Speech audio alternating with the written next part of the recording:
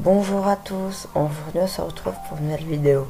Aujourd'hui on se retrouve pour un comparatif qui est contre le Renault Captur et le Citroën C3 Aircross. Ces deux SUV urbains qui sont disponibles en hybride, en essence et en diesel, c'est pour ça que j'ai pris ces deux petits SUV. Le Citroën C3 Aircross est bien parce qu'il a beaucoup de personnalisation, le Captur aussi. Mais avant de commencer ce comparatif, n'hésite pas à t'abonner, commenter, partager, liker. Allez, c'est parti. Alors, le Citroën C3 Aircross, il est à partir de 19 050 €. Alors à ce prix, on n'a pas tous les équipements comme sur l'écran. À ce prix, on a la couleur rouge, gratuitement. Le blanc, il est à 200 €. Les autres couleurs sont entre 200 en fait et 750 €. À ce prix, on a des Angilover 16 pouces. Il dispose d'ailleurs du moteur PureTech, PureTech 110, boîte manuelle 6 rapports. Et il a une consommation de 5,8 litres. Et la finition haute. Chaîne pack, donc il est disponible en noir, le chaîne pack, les couleurs c'est le même prix. Le noir il est gratuit, normalement c'est la couleur la plus chère. Qui est disponible, le chaîne pack à partir de 25 000 €. À ce tarif, on a la navigation, on a la clim, on a bien évidemment le moteur, boîte manuelle, 6 rapports, 110, PureTech, encore, c'est toujours le même, en essence, il est disponible en hybride à 28 000 €. On est sur une consommation de 7 litres au 100. On a le noir perle. Le noir perle, c'est celui qui est gratuit, enfin, qui sera sur le véhicule comme vous le recommandez sans aucune option, qui est à 550 €. C'est celui-là qui est offert, la couleur là qui est offerte. On a le gris acier pour toujours 550 €. On a le blanc banquise, également 200. Ah non, il a 200 € le blanc banquise. Le blanc banquise. Après, on a le gris classique à 200 €. On a le rouge qui est gratuit sur la plus basse finition et également sur la plus haute. Après, on peut avoir un toit bicolore. Donc, en rouge, en noir et en blanc. Gratuitement. On peut avoir bien évidemment un toit ouvrant, mais ça, c'est pas gratuit. J'ai pas les prix, désolé. Après, sur le C3 Aircross, on a beaucoup de touches de personnalisation, c'est un des points forts de ce véhicule. On a une finition extérieure de la moyenne.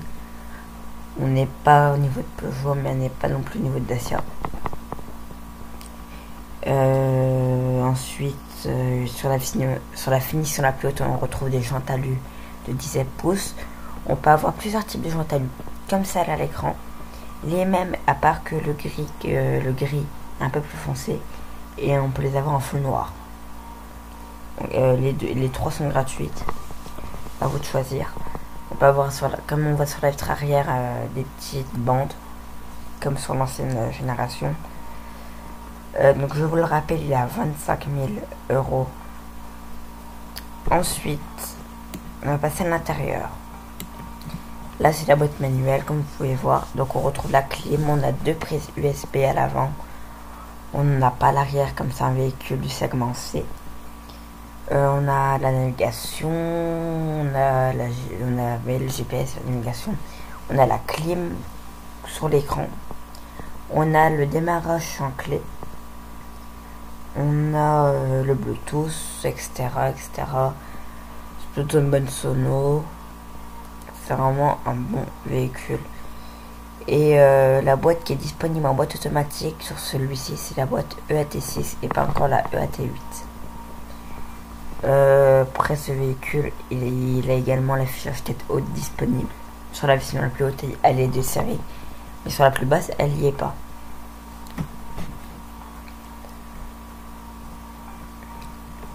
Voilà. Ensuite, on va passer au Renault Capture qui est à partir de 22 450 euros. Excusez-moi pour ce petit décalage. Alors, à 22 450 euros, sur ce véhicule, on est plutôt déjà bien. Mais évidemment, on n'a pas de jantes alu, etc., etc. Alors, à ce prix, on a... en fait, face au Renault Capture... face au Renault, face au Citroën C3 Aircross, et il est à partir de 22 450 euros le Capture, donc il est 2400 euros plus cher que le C3 Aircross. À ce prix, on retrouve des enjoliveurs 17 pouces. Qu'est-ce qu'on trouve également? Ah oui, voilà, j'avais pas le bon dossier. À ce prix, on a un petit écran GPS, on y passera après. On retrouve des enjoliveurs, on dirait des jantes à lui parce qu'il n'a pas trop en tôle derrière. On trouve ça moyen. Je l'ai vu sur sa capture, c'était vraiment pas terrible. On retrouve des LED, pas full LED, c'est des feux halogènes avec l'écran LED. On retrouve déjà les coques rétroviseurs noirs. On va avoir également un toit bicolore gratuit. On est déjà bien pour ce prix. On a déjà pas mal d'options gratuitement. On retrouve une sellerie MC2. Je sais pas ce que ça veut dire. Vous me direz en commentaire. Alors au niveau couleur, ça va de 550 euros à 770 euros. C'est pas donné, je trouve. Après, on peut avoir des toits de toutes les couleurs. C'est bien parce que sur ce véhicule, il y a énormément de personnalisation. Comme sur le C3 Aircross. Ensuite, à ce prix, on a pas mal de choses. On peut également l'avoir en version hybride, hein. C'est pas un souci. Après,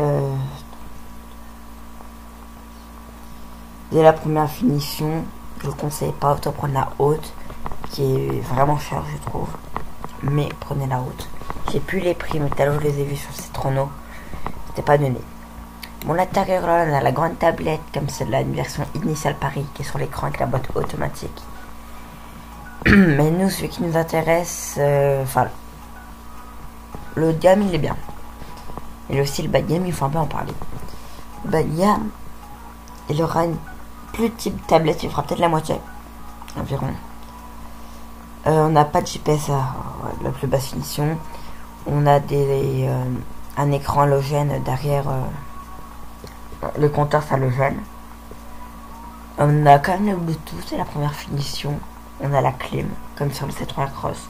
Et la qualité est quand même meilleure à l'intérieur que le C3 Aircross. Bon, pour en conclure, le C3 Aircross est bien. Le Renault Capture est également bien. Mais vu la différence de prix, le vainqueur, ça serait bien évidemment le C3 Aircross. Car c'est pas les enjoliveurs qui vont expliquer cette différence de prix ou le tout petit écran tactile. Voilà. Bon bah voilà. À bientôt. Au revoir.